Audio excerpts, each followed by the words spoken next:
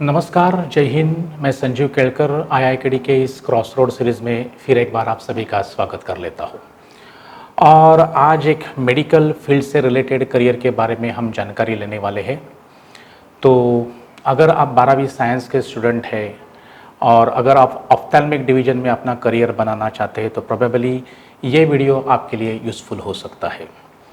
तो जान लेते हैं करियर जिसके बारे में आज हम चर्चा करने वाले हैं। वो करियर है करियर एज द ऑप्टोमेट्रिस्ट। तो क्या है करियर एज अ ऑप्टोमेट्रिस्ट, पहला जान लेते हैं स्कोप या फिर बैकग्राउंड। तो देखिए, देखा जाएगा तो दुनिया डिजिटलाइज हो गई है। सारा office work most of the times computer पे, लैपटॉप पे या फिर डेस्कटॉप पे चलता है। लॉकडाउन या फिर कोरोना के वजह से भी बहुत सारे लोग ऑनलाइन या फिर डिजिटलाइज हो गए हैं। तो कंप्यूटर या फिर लैपटॉप या फिर मोबाइल का यूज़ ज़्यादा हो जाने के वजह से युवा पीढ़ियों में नहीं लेकिन बच्चों में भी अगर देखा जाएगा तो आई इन्फेक्शन के प्रॉब्लम बहुत बढ़ गए हैं। इसके अलावा मैक्युलर डीजनरेशन या फिर डायबिटिक रेटिनोपैथी के जैसे डिजीज़ भी अगर आप एल्डरली पेशेंट में देखा जाएगा तो वेरी कॉमन हो गए हैं। तो ये सब नज़र रखते हुए करियर एज अ ऑप्टोमेट्रिस्ट बहुत ही उम्दा करियर है। ये रही एक साइड। दूसरे साइड में अगर देखा जाए तो अगर आप 3 मीटर की दूरी से अगर अपनी उंगलियां नाप नहीं सकते, गिन नहीं सकते तो प्रोबेबली उसे एक दृष्टिदोष माना जाता है। और भारत में ऐसे दृष्टिदोष की संख्या लगभग 80 लाख है। लेकिन इस 80 लाख मरीजों को ट्रीट करने के लिए 10 लाख या फिर 10 लाख पॉपुलेशन में एक ऑप्टोमेट्रिस्ट करियर है। अगर आप यूएस और यूके में जाए तो 2 लाख पॉपुलेशन में एक ऑप्टोमेट्रिस्ट आपको मिल जाता है। तो देखा जाएगा तो आने वाले समय में करियर एज अ ऑप्टोमेट्रिक्स कितना डिमांड में रहने वाला है ये आप इससे जान सकते हैं। तो इसीलिए एक काफ़ी अच्छा उम्दा करियर रहने वाला या फिर करियर ग्रोथ रहने वाला एक करियर है। तो आप इस करियर के बारे में जान सकते हैं, करियर एज अ ऑप्टोमेट्रिस्ट। तो ये हो गया करियर बैकग्राउंड या फिर स्कोप। अब जान लेते हैं रोल एंड रिस्पॉन्सिबिलिटीज। तो देखिए, एज अ ऑप्टोमेट्रिस्ट ऑब्वियसली आपको आंखों के साथ ही डील करना है। तो सबसे पहले जो भी टेक्नोलॉजीज है, इंस्ट्रूमेंट्स है या फिर इक्विपमेंट्स है, उनकी सहायता से आपको सबसे पहला इम्पॉर्टेंट रोल है आंखों की जांच करना। तो आपको आंखों की जांच करनी है, कुछ इंजरीज है तो उसको डिटेक्ट करना है, कुछ एब्नॉर्मलिटीज आंखों के प्रॉब्लम है तो उसको भी डिटेक्ट करना है आपको, और एक डायग्नोस या फिर ट्रीटमेंट आपको डिज़ाइन करनी है हर एक पेशेंट के लिए। ये तो वेरी इंपॉर्टेंट रोल है। या फिर दृष्टिदोष या फिर रिफ्रैक्टिव इंडेक्स के हिसाब से आपको पेशेंट के लिए आई ग्लासेस या फिर कॉन्टैक्ट लेंसेज प्रिस्क्राइब करने हैं। Minor surgeries like foreign body removals या फिर लेज़र सर्जरीज या फिर सर्जिकल इंटरवेंशन जैसे काम भी आपको एज अ ऑप्टोमेट्रिस्ट करने रहते हैं। सर्जरी में देखा जाएगा तो जनरली मेजर सर्जरीज ऑफ्थेल्मोलॉजिस्ट ही करता है।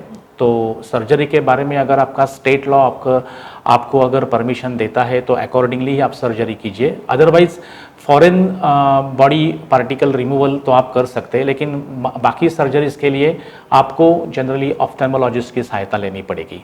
तो वो भी काम आपको करना है। अगर केस क्रिटिकल है, आई प्रॉब्लम अगर सीवियर है तो आपको ऑफ्थेल्मोलॉजिस्ट के पास रिफ़र करना है पेशेंट को, ये भी काम आपका है। लेकिन pre and post operative cases में आप असिस्ट या फिर हेल्प कर सकते हो पेशेंट के लिए। तो ये मेजर रोल है आपका। उसके बाद आपको आई हेल्थ या फिर कंडीशन या फिर प्रॉब्लम के लिए काउंसलिंग देना है पेशेंट को, अवेयरनेस क्रिएट करनी है।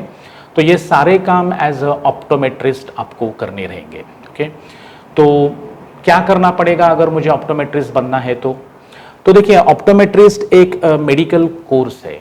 तो ऑब्वियसली आपको 12वीं साइंस के स्टूडेंट होना ज़रूरी है। 12वीं साइंस में भी आपको पीसीबी यानी फिजिक्स, केमिस्ट्री और बायोलॉजी, ये 3 सब्जेक्ट मेन होने चाहिए आपके, और कम से कम 50% मार्क आपके पास होने चाहिए। दूसरी बात, 12वीं के साइंस की डिग्री लेने के बाद आपको बाकायदा अंडर ग्रेजुएट कोर्स के लिए एडमिशन लेनी पड़ेगी। बहुत सारे समय ऐसा लगता है कि ये मेडिकल कोर्स है तो आपको नीट की एग्ज़ाम काफ़ी होगी, लेकिन नीट की एग्ज़ाम इस कोर्स के लिए कुछ मायने नहीं रखती। तो अगर मेडिकल कॉलेज में बीएससी इन ऑप्टोमेट्री साइंस या फिर बैचलर ऑफ ऑप्टोमेट्री, ये अगर अंडर ग्रेजुएट कोर्स के लिए आपको एडमिशन लेनी है तो आपके नज़दीक के कॉलेज में डायरेक्ट मेरिट बेसिस पे एडमिशन मिलती है या फिर पर्टिकुलर कॉलेज की कुछ एंट्रेंस एग्जाम है, ये आपको पहला थोड़ा स्टडी करना पड़ेगा एंड देन अकॉर्डिंगली आपको प्रिपरेशन करना पड़ेगा।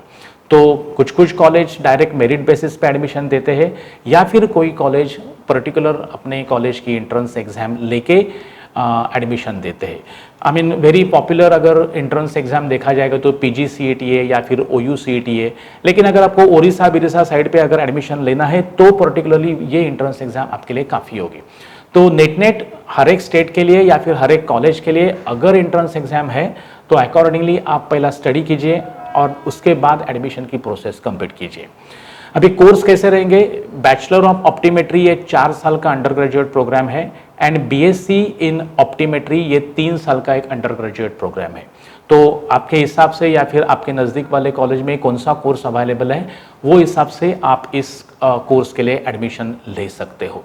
तो 4 साल का या फिर 3 साल का अंडर ग्रेजुएट कोर्स पूरा करने के बाद आपको बाकायदा 1 साल का इंटर्नशिप भी करना पड़ेगा, क्योंकि अगर आप इंटर्नशिप नहीं करते तो आप एज अ ऑप्टोमेट्रिस्ट प्रैक्टिस नहीं कर सकते।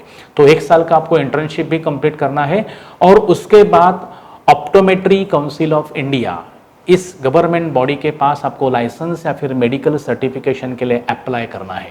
तो बाकायदा गवर्नमेंट बॉडी से अगर आपको लाइसेंस या फिर सर्टिफिकेशन मिलता है उसके बाद ही ऑफिशियली आप एज अ ऑप्टोमेट्रिस्ट करियर शुरुआत कर सकते हो। तो फ्लोचार्ट देखा जाएगा तो 12वीं PCB के बाद आपको 4 या 3 इयर्स के undergraduate program that is BSc in optometry या फिर बैचलर ऑफ ऑप्टोमेट्री के लिए एडमिशन लेनी है। उसके बाद 4 साल का या 3 साल का प्रोग्राम करना है, 1 साल इंटर्नशिप करनी है। उसके बाद ऑप्टोमेट्री काउंसिल ऑफ इंडिया के पास लाइसेंस या फिर सर्टिफिकेशन के लिए आपको अप्लाई करना है। लाइसेंस मिलने के बाद you can start your career as a optometrist. तो ये फ्लो चार्ट ध्यान में रखिए एंड अकॉर्डिंगली आप काम करना शुरू कर दीजिए। तो कॉलेजेस कौन से रहेंगे अगर आपको BSc इन ऑप्टोमेट्री या फिर बैचलर ऑफ ऑप्टोमेट्री का अगर कोर्स करना है तो देखिए कॉलेज बहुत है, ऑलमोस्ट हर एक स्टेट में मेडिकल कॉलेजेस रहते हैं और हर एक मेडिकल कॉलेज में ऑलमोस्ट बैचलर ऑफ ऑप्टोमेट्री का 4 साल का या फिर BSc इन ऑप्टोमेट्री का कोर्स अवेलेबल रहता है। तो मैं कुछ चुनिंदा नाम बोल देता हूँ। अगर आप महाराष्ट्र से तो there are so many institutes. Maharashtra university of health science Nashik में है, या फिर DY पाटिल विद्यापीठ पुणे में है, या फिर Datta Meghe institute of medical science Wardha में है, या फिर भारती विद्यापीठ पुणे में है, या फिर arm force medical college Pune में है, या फिर SNDT वुमेन यूनिवर्सिटी मुंबई में है, पारुल यूनिवर्सिटी अगर आप देखा जाएगा तो वडोदरा में है, या फिर तीर्थंकर महावीर यूनिवर्सिटी यूपी में है, NIMS यूनिवर्सिटी जयपुर में है, all India institute of medical science Delhi में है। There are so many institute, बहुत सारे इंस्टीट्यूट में ऑलमोस्ट हर एक स्टेट में 3-4 मेडिकल कॉलेजेस रहते हैं और हर एक मेडिकल कॉलेज में ऑलमोस्ट बैचलर ऑफ ऑप्टोमेट्री का 4 साल का अंडर ग्रेजुएट प्रोग्राम आपको मिल जाएगा। तो आप किस जगह पे लोकेटेड है वो हिसाब से एक कन्वीनियंट कॉलेज या फिर स्टेट के हिसाब से आप कॉलेज ढूंढिए एंड अकॉर्डिंगली आप एडमिशन के लिए प्रिपेयर कर लीजिए। तो ये रहे कॉलेज। फीस कितनी रहेगी? फीस जनरली देखा जाएगा तो 3 साल का अगर BSc इन ऑप्टोमेट्रिस्ट करे या फिर बैचलर ऑफ ऑप्टोमेट्री अगर आपने चुन लिया तो प्रोबेबली 1 साल के लिए 50,000 से लेके 1 से 1.25 लाख तक की फ़ी आपको देनी पड़ेगी। तो यानी अगर आपको 3 साल का प्रोग्राम करना है तो कम से कम 2 लाख से लेके 3-3.5 लाख तक की आपकी पूरी कोर्स की फ़ी हो जाएगी।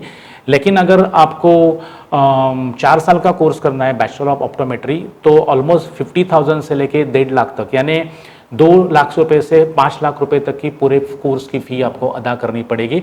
अगर आप उसमें आपको मास्टर हासिल करनी है तो प्रोबेबली पोस्ट ग्रेजुएशन आपको करना चाहिए, that is MSc in optometry या फिर मास्टर ऑफ ऑप्टोमेट्री का 2 साल का बाकायदा पोस्ट ग्रेजुएशन कोर्स करके आप एक अच्छी खासी एक्सपर्टी इसमें हासिल कर सकते हो। तो उस 2 साल के लिए वापस 1-2 लाख की फ़ी आपको देनी पड़ेगी। लेकिन अदरवाइज अंडर ग्रेजुएशन प्रोग्राम के लिए 2 लाख रुपीज़ से लेकर 5 लाख रुपीज़ तक की फ़ी आपको अदा करनी पड़ेगी। तो ये रहे कि आप एक अच्छा खासा ऑप्टोमेट्री का एक कोर्स पूरा कर सकते हो and then you can start as a career. इसके अलावा आपके पास कुछ सॉफ्ट स्किल भी होने चाहिए, क्योंकि अगर आपके पास सॉफ्ट स्किल नहीं है तो प्रोबेबली करियर में ग्रोथ नहीं मिलेगी। तो क्या है सॉफ्ट स्किल्स? सबसे पहला कम्युनिकेशन स्किल। तो देखिए इनफैक्ट ऑलमोस्ट हर एक करियर में कुछ सॉफ्ट स्किल्स है वो कॉमन रहते हैं। कम्युनिकेशन स्किल तो ऑलमोस्ट हर एक करियर का एक अनडिटैचेबल पार्ट है, तो कम्युनिकेशन स्किल आपके पास होना चाहिए। इसके अलावा आपके पास एक फोकस्ड ओरिएंटेड होना चाहिए, आई मीन वो एक फोकस या फिर अकॉर्डिंगली आपके पास से स्किल होना चाहिए, क्योंकि आपको एक आंखों की जांच करनी है तो आपको फोकस या फिर कंसंट्रेशन से काम करना चाहिए, तो वो एक स्किल आपको डेवलप करना पड़ेगा। न्यू टेक्नोलॉजीज या फिर इक्विपमेंट्स आती है, क्योंकि आंखों की जांच जनरली अभी मैन्युअली नहीं होती, जनरली टेक्निक्स या फिर इक्विपमेंट्स यूज़ किए जाते हैं, तो नए नए इक्विपमेंट्स या फिर टेक्नोलॉजीज आपको अडॉप्ट करनी आती चाहिए, वो स्किल आपको डेवलप करना पड़ेगा। ऑर्गेनाइजेशन स्किल भी आपके पास होना चाहिए, क्योंकि एज अ ऑप्टोमेट्रिस्ट हो सकता है आप बहुत सारे इंस्टीट्यूट के साथ या फिर आई क्लिनिक के साथ जुड़े रहेंगे, आपका खुद का एक सेटअप भी होगा, तो हर एक के पास काम करने का, टाइम मैनेजमेंट करने का या फिर ऑर्गेनाइजेशन का स्किल है, ऑर्गेनाइज स्किल आपके पास होना चाहिए, उसके ऊपर भी आपको काम करना चाहिए। इसके बाद आपको मेडिकल नॉलेज होना चाहिए, as you are working in a medical field, तो ऑब्वियसली आपको मेडिकल नॉलेज हमेशा अपडेट रखना पड़ेगा। इंटरपर्सनल स्किल रखने पड़ेंगे, क्योंकि आपका शेड्यूल बिजी रहने वाला है, खुद का डेवलपमेंट, खुद का हेल्थ या फिर ग्रोथ मेंटेन करना, ये भी एक अच्छा खासा स्किल, इंटरपर्सनल स्किल आपको डेवलप करना पड़ेगा। System analysis, quality control analysis, ये भी आपको देखना पड़ेगा। एंड लिसनिंग, क्योंकि आपको पेशेंट को बारीकी से सुनना है, उसकी सारी डिटेल्स जान लेनी है, तो एक लिसनिंग स्किल तो आपके पास होना ही चाहिए।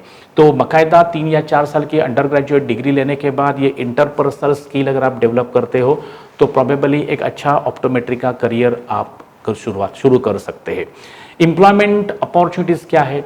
तो एम्प्लॉयमेंट में आप बहुत सारे आपके पास स्कोप है। एक आप तो फुल टाइम काम कर सकते हो, पार्ट टाइम काम कर सकते हो, आवरली बेसिस पे या फिर ऑन कॉल। बहुत सारे ऑप्थेल्मिक क्लिनिक्स रहते हैं, हॉस्पिटल्स रहते हैं डेडिकेटेड, या फिर मेडिकल कॉलेजेस रहते हैं, वहाँ पे एज जूनियर ऑप्टोमेट्रिस्ट या फिर सीनियर ऑप्टोमेट्रिस्ट या फिर ऑप्थेल्मिक मेडिकल असिस्टेंट के रूप में आप काम कर सकते हो। कोई कोई हॉस्पिटल्स आपको ऑन कॉल बुलाएंगे, आवरली बेसिस पे आप 3, 4, 5 जगह पे काम कर सकते हो।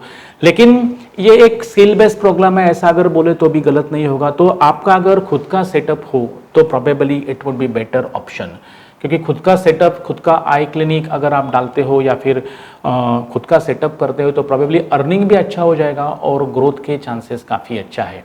बीइंग अ एंटरप्रेन्योर आप बहुत सारे आई हॉस्पिटल या फिर इंस्टीट्यूट के साथ जुड़ सकते हो, डॉक्टर के साथ जुड़ सकते हो, and then you can expand your business. तो प्रोबेबली जॉब से ज़्यादा मैं तो बोलूँ कि एक खुद का सेटअप इस्टेब्लिश करके इसमें आप ज़्यादा ग्रोथ पा सकते हो, तो इसमें आप अकॉर्डिंगली काम कर लीजिए।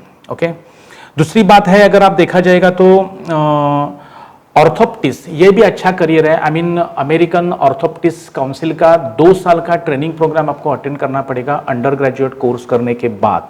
तो ये ऑर्थोप्टिस्ट जो है वो जनरली वर्क करता है बाइनाकुलर विजन पे या फिर डबल विजन पे, डेप्थ परसेप्शन, क्रॉस्ड आइज, इस क्रिटिकल सिम्टम्स या फिर डिजीज में आंखों के ये ऑर्थोप्टिस्ट काम कर लेता है, या फिर ये ऑफ्थाल्मोलॉजिस्ट के साथ सर्जरीज में भी असिस्ट कर लेता है। लेकिन उसके लिए आपको बाकायदा डिग्री तो लेनी ही पड़ेगी, लेकिन उसके बाद अमेरिकन ऑर्थोप्टिस्ट काउंसिल की 2 साल की ट्रेनिंग कंप्लीट करके आपको एक ट्रेनिंग सर्टिफिकेट भी हासिल करना पड़ेगा।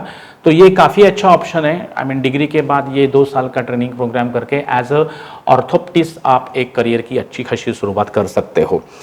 अर्निंग कितना होगा? अगर आप जॉब कर लेते हो तो 20, 30,000, 40,000 तक की फीस आपकी स्किल्स या फिर नॉलेज के बेस पे आपको मिल जाएगी।